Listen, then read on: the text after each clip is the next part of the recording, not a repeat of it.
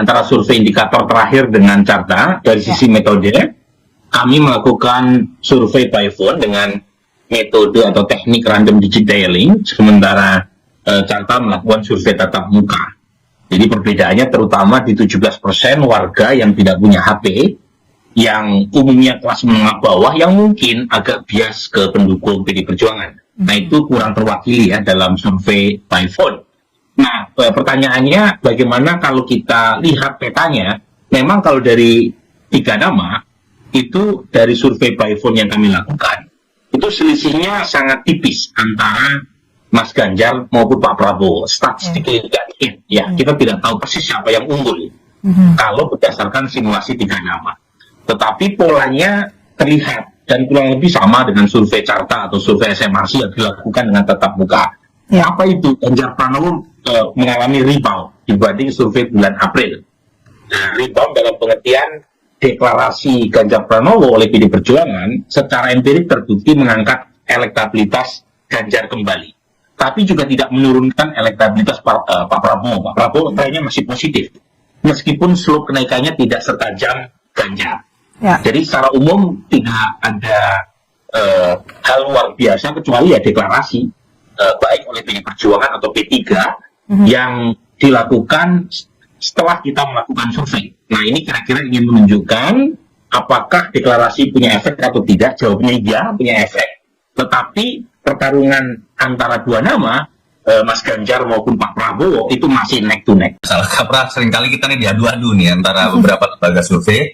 Memang ada perbedaan metode. Walaupun Mas Burhan juga beberapa kali kemarin merilis seperti sebelum Lebaran, data sebelum Lebaran survei tatap muka.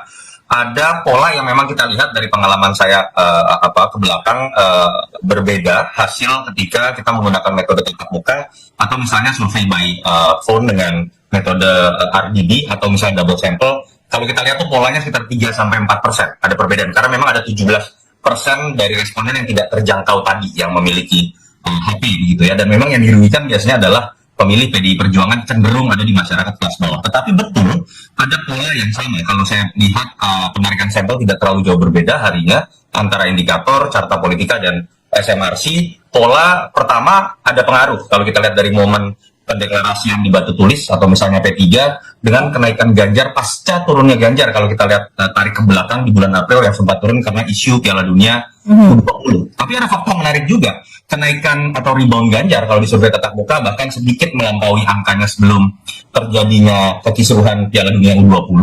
Tapi itu tidak kemudian menurunkan angka Pak Prabowo. Pak Prabowo tetap kalau dibandingkan dengan survei Februari atau Maret misalnya, April kemudian mengalami kenaikan, cenderung stagnan kalau kita lihat kemudian di awal bulan ini. Artinya kenaikan Ganjar tidak serta-merta mengambil suara Pak Prabowo. Tapi fakta ketiga yang menurut saya lebih menarik. Jadi kalau tadi Cindy sempat menyebutkan pertarungan ketat misalnya antar 3 nama, yang betul kalau kita lihat 2 tahun terakhir surveinya selalu berkisar di 3 nama. Tapi kalau kita baca dalam perkembangan beberapa bulan terakhir, bisa disimpulkan malah sebetulnya pertarungan ketat itu lebih tepat dialamatkan itu kepada 2 nama, Mas Ganjar dengan Pak Prabowo. Dan memang kalau kita lihat dalam konteks simulasi 2.